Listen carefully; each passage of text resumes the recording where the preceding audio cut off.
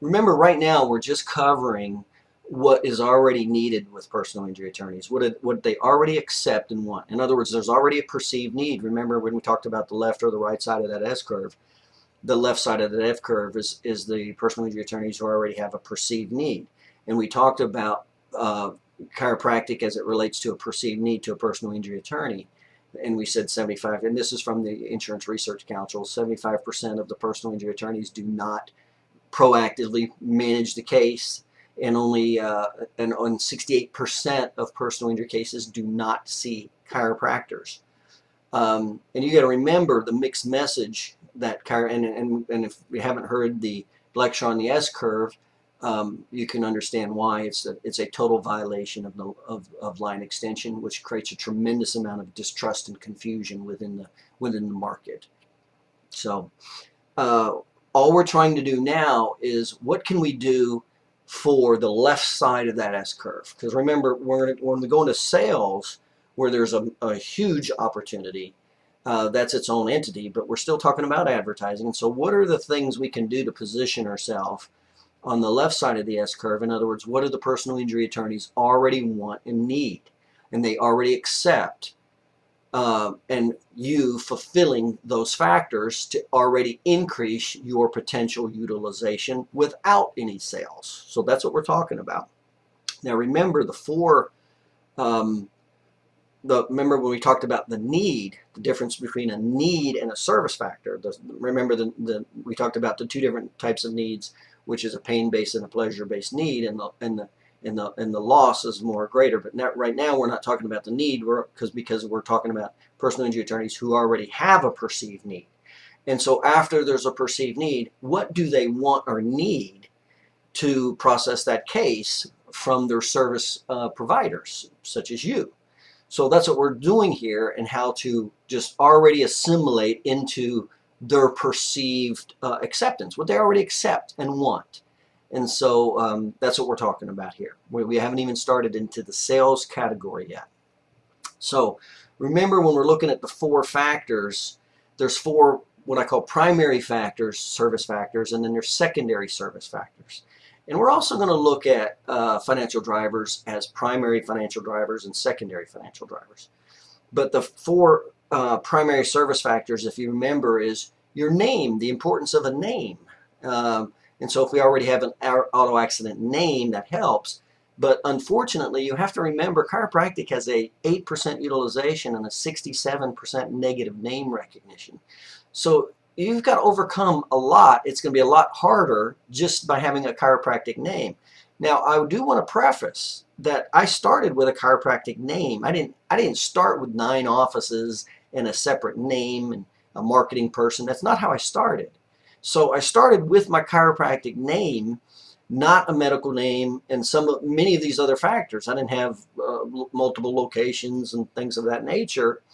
But I was really strong in sales. I knew sales real well. I knew how to establish a need, and that's what pulled me through. So the weaker you are in some of these other areas, you better be very strong in sales. Which would obviously be nice if you were strong in these perceived areas as well as strong as in sales, advertising and sales. So remember, the four factors are the name, the location. We talked about the location and how you can have a significant, and the importance of the location. That's the #1 factor. If you're not in their area, it doesn't matter. And then we talked about the financial drivers. And remember, when you say, what do personal injury attorneys want?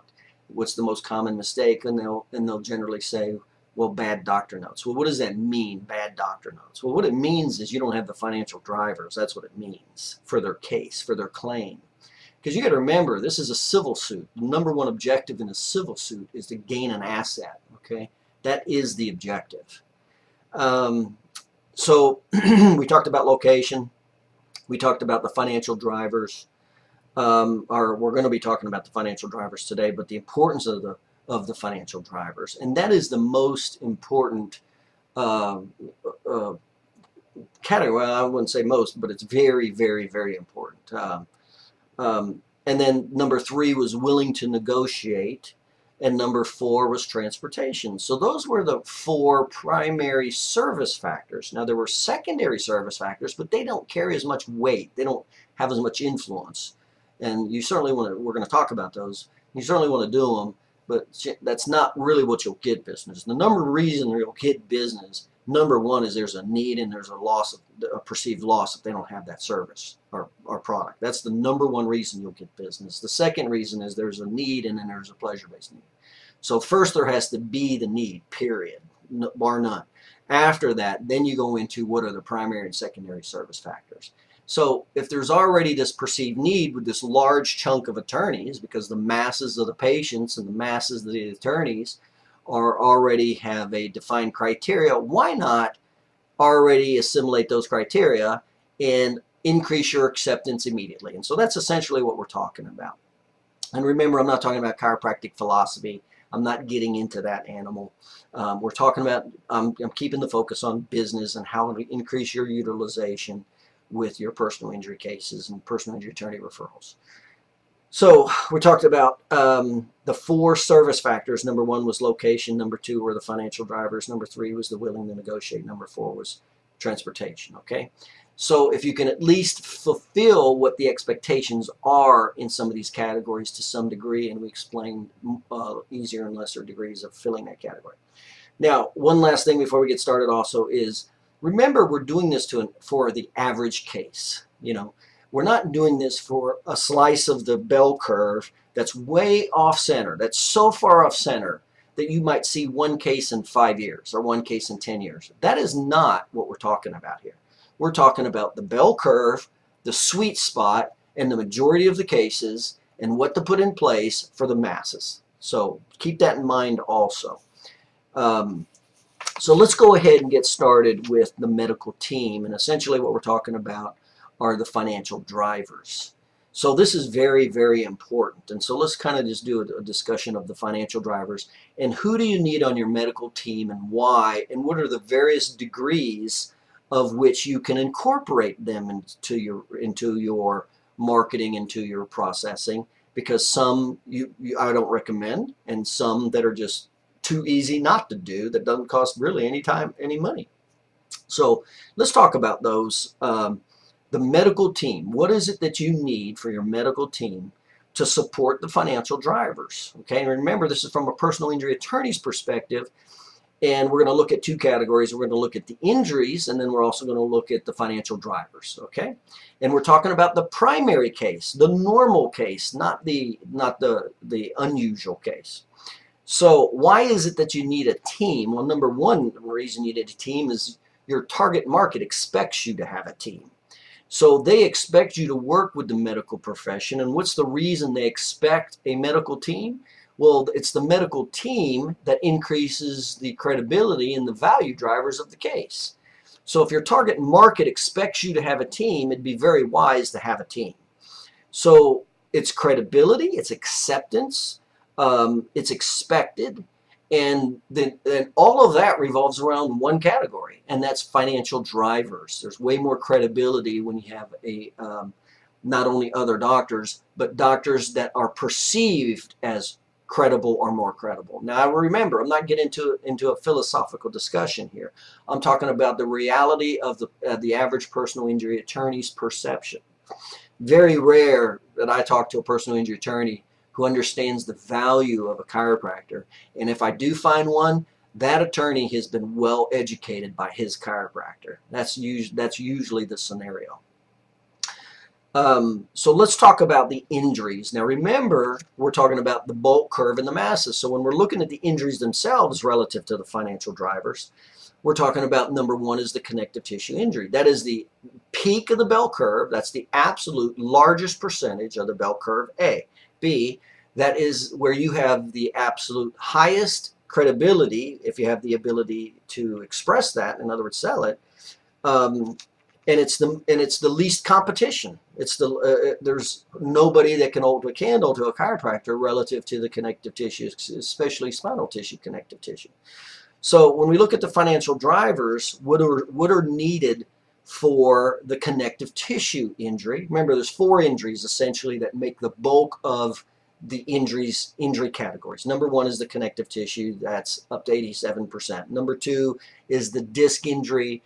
and that can be 25 to 33, roughly a third of the injuries. So 2/3 of the auto injuries do not have a spinal disc injury. And remember, the case that put me on the map with my attorney did not have a disc lesion at all.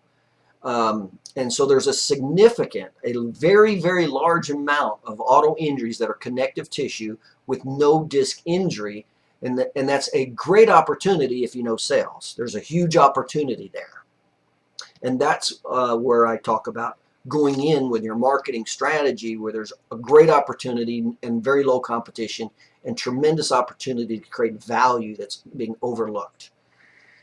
So there's the disc injury. We talked about a third, and neuropathy can be up to like 15% of the injuries, a peripheral neuropathy, and then a mild concussion, and up to 10%. Once you get past those injuries, your broken bones and fractures and dislocations, those are very, very small percentages of the pie. So if you're going to be going after stuff like that, you should have some very unique circumstances, whether it's with your certifications, extra degrees, things like that, very niche markets. But that's not the norm. Multiple offices, things of that nature. So let's talk about these injuries as they relate to your medical team. So who do you need on your medical team for these injuries? Well, the connective tissue injury, that is documented, remember by computerized radiograph emancipation analysis. We're checking alteration of motion and segment integrity of the spine, which is a impairment rating out of the impairment guides. Now, the medical radiologist is the team member. And remember, the medical radiologist has more credit, unfortunately. So I'm not biased against chiropractic radiologists or chiropractic neurologists. That's not my point. My point is that's where your target market, A, already has perceived higher credibility, and B, that they do get greater influence and credibility in Colossus and Colossus type software. The medical doctor does, and that's just a fact. Again, this is not a philosophical discussion. So who do you need off the bat as part of your medical team as far as your injuries, the bell curve of your injuries? We need the medical radiologist, obviously, and what's interesting about the medical radiologist is most of them won't know how to interpret biomechanics, and so I really don't want to leave it up to them. And so really what the thing to do with the medical radiologist is you need him just to sign off on the report. So the computerized radiographic mensuration analysis report is generated, and then all we need is the medical radiologist to sign off. So he doesn't generate the report. The report's already generated. All he's doing is signing off on that data and that documentation. So that will significantly increase the credibility and effectiveness as a medical radiologist interpretation. Now, sometimes you have to teach them. So you would check with the local radiologist from your MRI centers, et cetera, see who's more favorable to conservative. And sometimes you have to teach them. I actually had to teach a radiologist altered intersegmental motion through video fluoroscopy. A radiologist, I was really stunned when I showed him the video fluoroscopy, and he really didn't understand intersegmental dynamics the way we look at them. So be aware that you very well may have to train your radiologist, and it's not a big deal. They want your business. That's the good news about being a chiropractor today, is all these other healthcare providers need your business. So even if they don't want to work with you, they have to, because they need your business. So you're just really getting the medical radiologist to sign off on a generated report. That's it, okay? Now, the other ones are pretty common and well known. The disc injury, you need the radiologist to sign off on the disc injury. And you can get into minutia of like MRIs with disc injuries, whether it's a stress MRI, whether you vary the slices to increase the accuracy of the MRI interpretation, whether you want different angles of the spine to look at maybe coronal sagittal facet angles that aren't in the default MRI setting. But those aren't arguable or very effective methods. On occasion, I'll have a doctor try to find an angle to the MRI. Well, here's the deal with that is it's not going to be an angle real quick. Number one is because as soon as the MRI company this technology is developed, everybody already knows it real fast anyway. So you're not going to be up on anybody. And remember, again, if you got the chiropractic degree and you know X amount of information versus the medical doctor, and both of you know the same, they're going to get the flip of the coin just from the credibility perspective, unfortunately. So you need the MRI, you need the radiologist. So the MD radiologist is also with the disc. So the radiologist who's more conservative in interpreting the disc is the person I also have interpret my computerized radiographic mensuration analysis documentation. Now, then, when you look at the injury of the neuropathies, that's straightforward. NCVs, EMGs, and the latest edition of the impairment guides does not even give the only way you get the credit is by it's being documented through neural diagnostic testing. So once you're talking about the neurologist there, pretty straightforward. And what percentage? That's about 15% of the injuries. And then you're dealing with mild concussions, and again, you're dealing with the most of the problems with concussions that I found. And it was actually, and I'm responsible for this too, is not doing a good enough or thorough enough job looking for and understanding the signs and symptoms of a concussion as a chiropractor. That's what I've generally found to be the issue. And then when you do, just getting confirmation, supportive documentation from the medical doctor radiologist that this mild concussion did occur because it is an impairable rating. And it's one of the primary 4 injuries of an auto injury. So that's the injuries. Let's go to the financial drivers. And let's talk about the primary financial drivers, not the secondary financial drivers. So when we look at the primary financial drivers in order, number 1 is the diagnosis, number 2 is the impairment rating, number 3 is enjoyment of lifetime activities, number 4 is duties under duress, and number 5 is prognosis. So remember, when the diagnosis, the key to the diagnosis relative to those 4 injuries is that it's objective.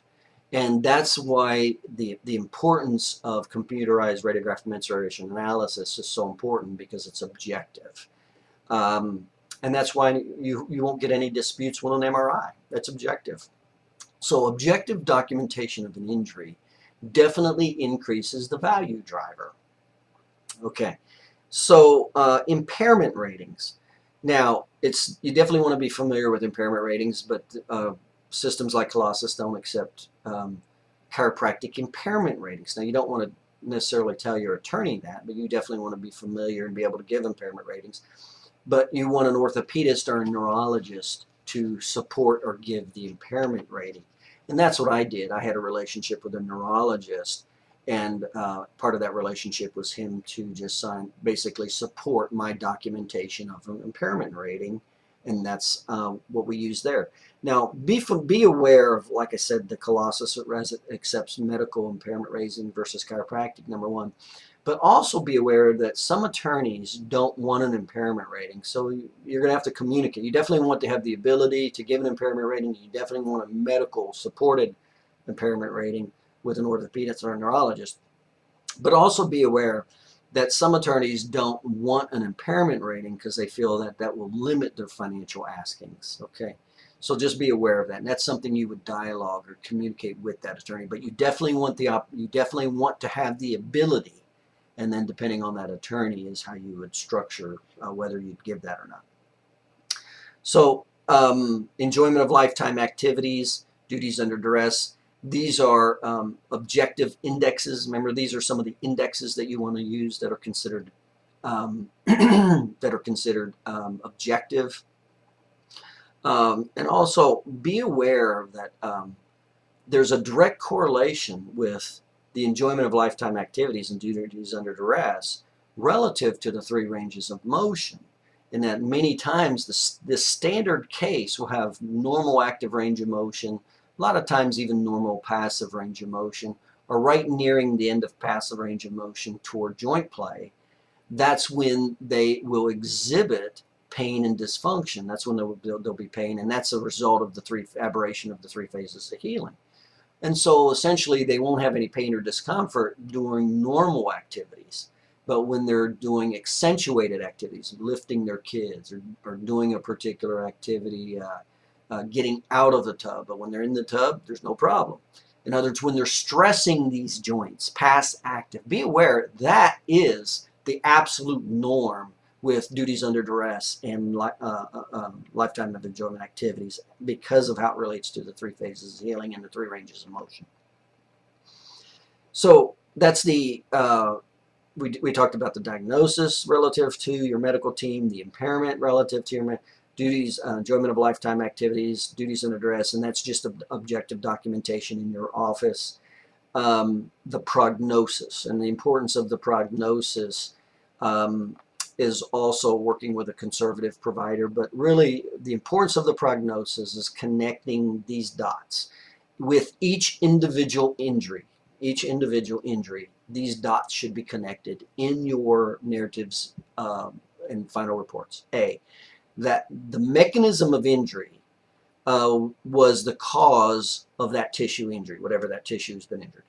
That injured tissue through your is the cause of the subjective and objective signs and symptoms. So through your through the consultation and examination showed that those were injured tissues that were going backwards connected to that anatomy. So the signs and symptoms connected to the anatomy connected to the mechanism of injury. So let's go left to right again. So the mechanism of injury causes damage to that specific tissue. That specific tissue was objectified, was subjective and objective signs. And then also any diagnostic tests, so it correlates with the subjective symptoms, it correlates with the objective physical examination and diagnostic tests. And then you're going to relate that injury to the 3 phases of healing relative to your therapeutics. Now, what will happen, which is especially interesting, is how there will be some restrictions or limitations with the joint play or the 3rd range of motion because no injury heals 100% normal. The question is there enough tissue damage or lesion to cause an aberration in the duties and activity of daily living that affects the duties under duress or lifetime enjoyment activities? So you're connecting the injury to the therapeutics that you're doing relative to each phase and the therapies you do to the phases, and the complications, how the restrictions or limitations, specifically alteration of intersegmental motion, will cause a pathological condition. In other words, it'll affect how that 3 phases altered intersegmental motion will affect duties under duress and lifetime activities. And that is the beginning of a pathological process, degenerative joint disease, requiring ongoing therapy, treatment, and on occasion surgery. And remember, one of the major financial drivers is therapy, but ongoing therapy. What therapy is needed in the future, so it depends on how old the person is to the standard lifetime life. That's calculated into the amount of the recovery. Now that's very important in your narrative and report. So we're talking about the medical team. So let's go to some of the patient care financial drivers relative to a medical team. So number 1 is medication. For many reasons, number 1 is it's accepted, it's the norm. But medication, drugs, pain medication, anti-inflammatory medication, muscle relaxers, things of that nature, those are all financial drivers. And not only that, but the patients want them many, many times, especially when they're in the acute phase. And again, I'm not here to get into a philosophical discussion. We're just talking about the processing of the personal injury patient. So the medications, so those are the common medications. So what are the providers that you would want on your team would be either the GP or the pain management type of doctor. Now, the second provider is the pain management doctor, and that is, the reason for that is mainly the injections with trigger points, nerve blocks, facet blocks, epidurals. Shots are a very high financial driver just under surgery. So after one of the lower end financial drivers is passive therapy. Active therapy is a much greater financial driver, as well as the next higher up, if you were to kind of stair step it up, would be shots. Shots are much higher financial drivers. And so the personal injury attorneys, if they don't know this, most of them will, but they already have a proclivity toward pain management and shots or injections and the value that they bring. Now, I'm not saying do something that's not warranted, but on occasion, if your client would be supportive with maybe a trigger point injection or things of that nature, obviously we're going to say all of these are clinically warranted, and you definitely want the team and the marketing, especially the marketing. Remember, perception is reality. So pain management is a very key word for personal injury attorneys, and it kind of almost means higher values if you're involving pain management, okay? So you definitely want pain management on your team, and we're going to go into the different degrees of which you can integrate them into your office, from very simple to very complex ways that I wouldn't recommend. So that's very important. So remember, two main primary financial drivers with a case is the active rehabilitation. So if you're not doing active rehabilitation, you're kind of hurting the case from a financial driver standpoint also, besides clinically, relative to the three phases of healing. And secondly is the injections. They're high financial drivers. So just be aware, active rehabilitation and injections are high financial drivers. Just be aware of that, okay? So pain management should be on your team for those reasons. Number three is a surgical consult. So you should have an orthopedic surgeon or a neurosurgeon on your team, your medical team, for marketing and supportive documentation. And the two reasons I use the orthopedic surgeon or the neurosurgeon: number one is consult for surgery, number one. Number two, support impairment ratings, supportive impairment ratings. These would be the reasons that I would want and that's all I did. I had, like I said, I had a neurologist, and I just asked, after I formed the relationship, I said, hey, do you mind if I send over a personal injury case every now and then with the outline and my impairment rating and all my reasoning behind the impairment rating, and can you either support it or not support it and give your reasoning? So I didn't say to do one way or the other. I just said, let me just give you the evidence, and if you don't mind, would you mind signing off on and verifying that? That was the relationship that I built. Very important having that, especially from a marketing perspective. And also, the orthopedist is very good for prescribing the therapy. So it's much more valuable if the orthopedist or the medical provider actually prescribes the chiropractic treatment or the physical rehabilitation. So that is a much better perspective from a financial driver standpoint, okay? So that's another person for your medical team for patient care perspective. And then we just talked about the prescription for rehabilitation, the importance of how that increases and helps the value of what you're doing. So in short, what are the players for your medical team? Now remember, this is all in your marketing. So the players for your medical team and your supportive care for the primary financial drivers are the GP or the pain management for the medication, the orthopedist or GP for the prescription, prescribing the rehabilitation, the pain management also for injections, and the orthopedist, whether it's for the supportive impairment rating, prescribing therapy, or a surgical consult. So those are your team members, and let's go into ways to develop your team members. And the absolute easiest way is what I call the affiliate relationship. And essentially you go introduce yourself to these different providers, and you're looking to refer business to them for their support. And there's essentially no exchange of money. So you have an agreement of what the relationship will be relative to referring business, and it's out of house. And there's no exchange of money. You don't do any billing for their services, etc. That's the absolute easiest way. It's no brainer, but you want to make sure that this is marketed. This needs to be on your stationery, your business cards, that you have a medical team. So you can't just assume that they know this, because they don't. So you want to definitely promote your medical team. Now, another way is subcontracting in-house, and that's when they can come in part-time. And this also, there's two ways of doing this. One way is with no exchange of money. Remember, when money starts getting exchanges, that's when the complexity goes up and the chance of creating problems go up.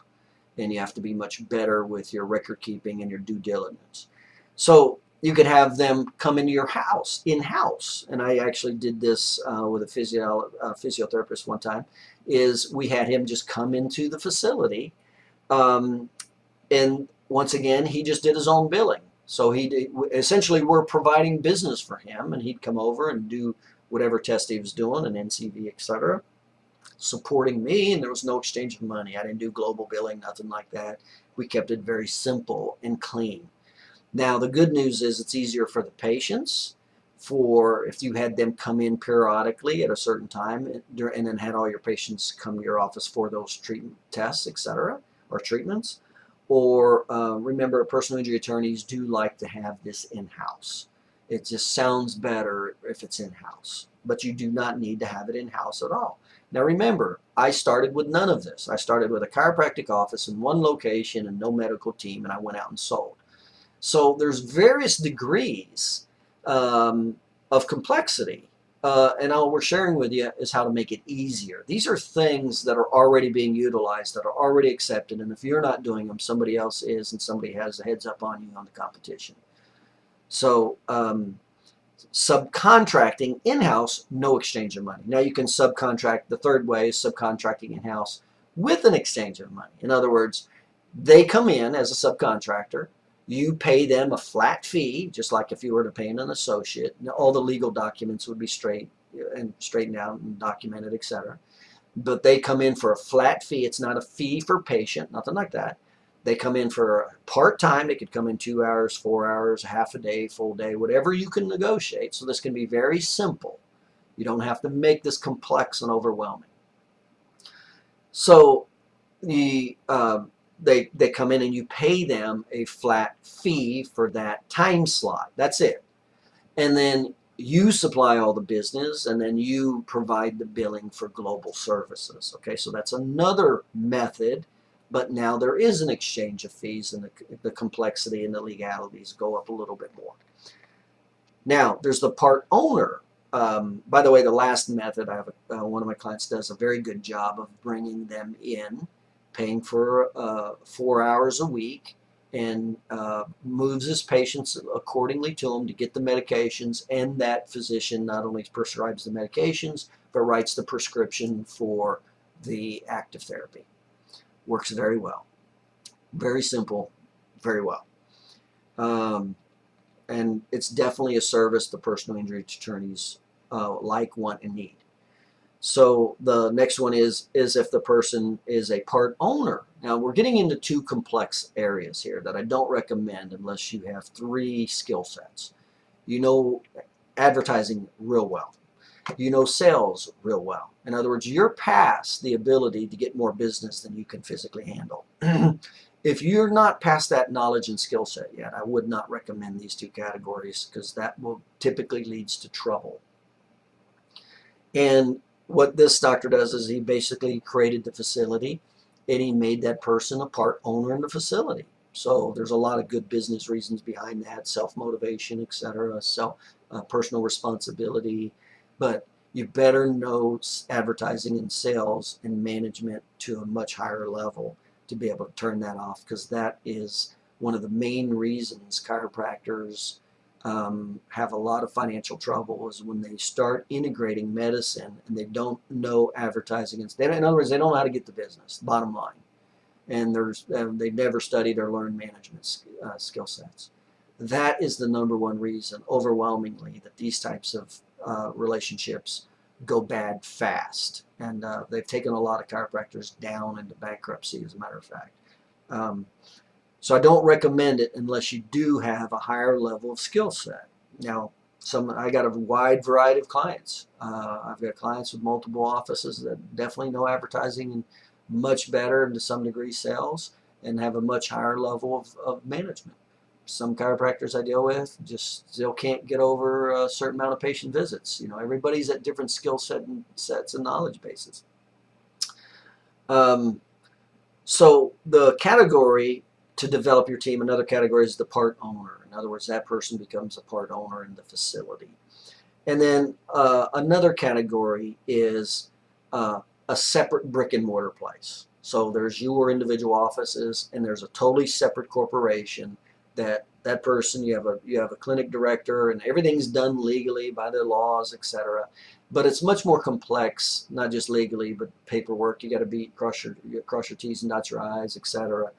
And I don't recommend that for at least 80 to 90% of the people I deal with, because it's intense. It's very intense with knowledge and advertising and sales and management, and your financial resources can be drained fast if you don't have those skill sets and knowledge base down.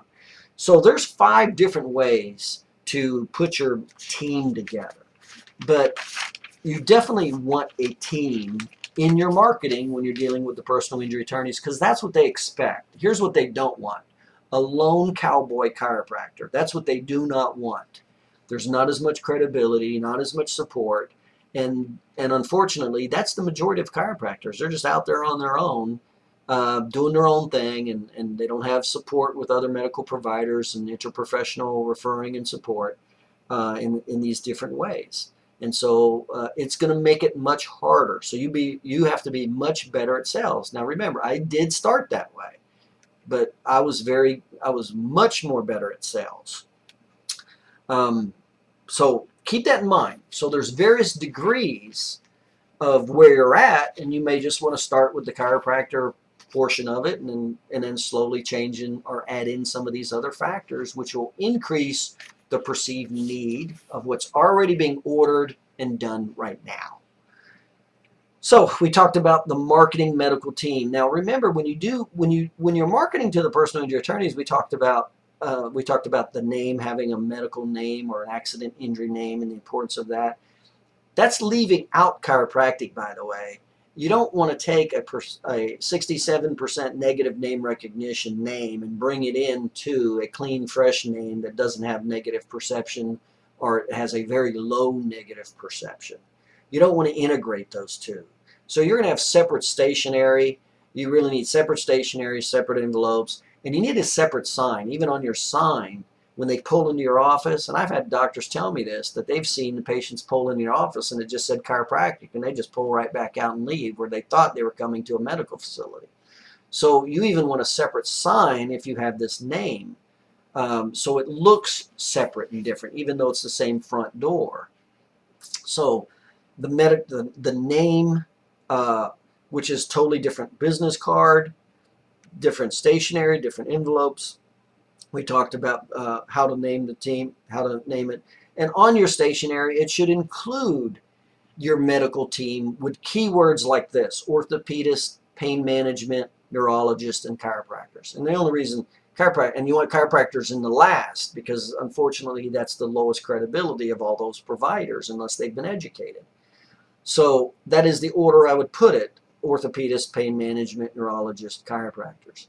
And a lot of times the only reason chiropractors are in there, to be honest with you, is because legally you have to, depending on your state law.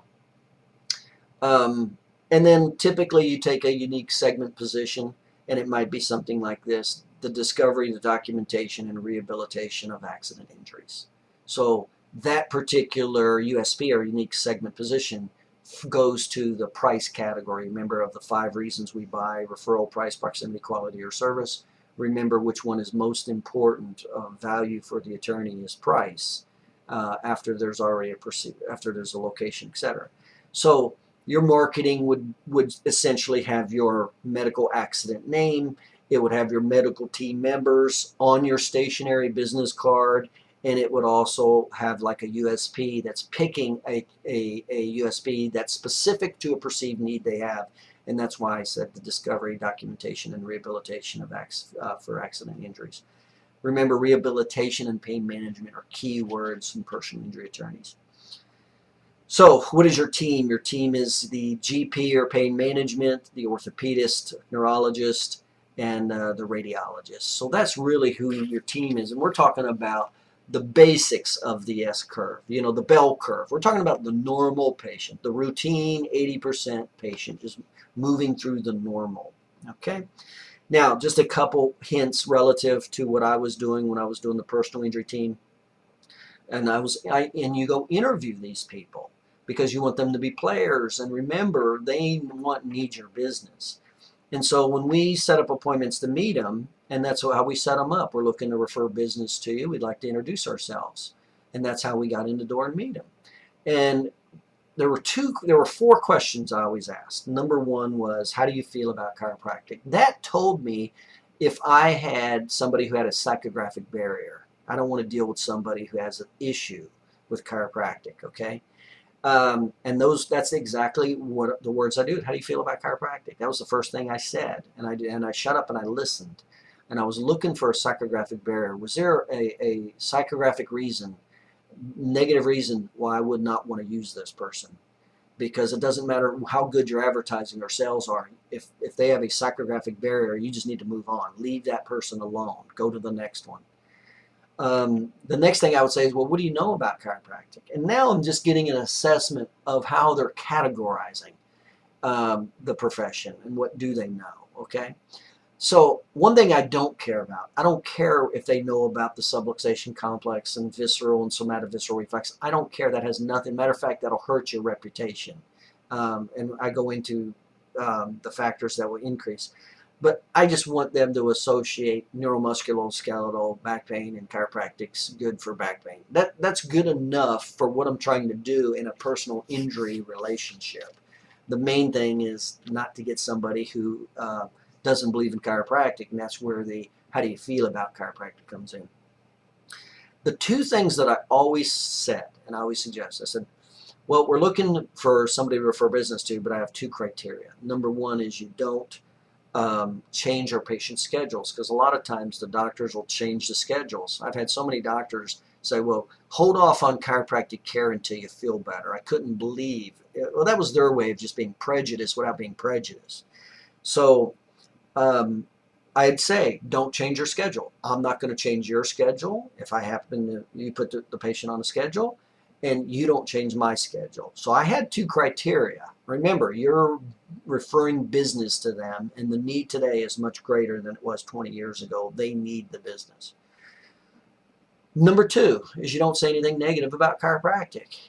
So if you can not change, take them off my schedule and not say anything negative about chiropractic, I'll consider referring business to you. Is that something that you can work with? And that was the four questions I asked, and it was an interview process.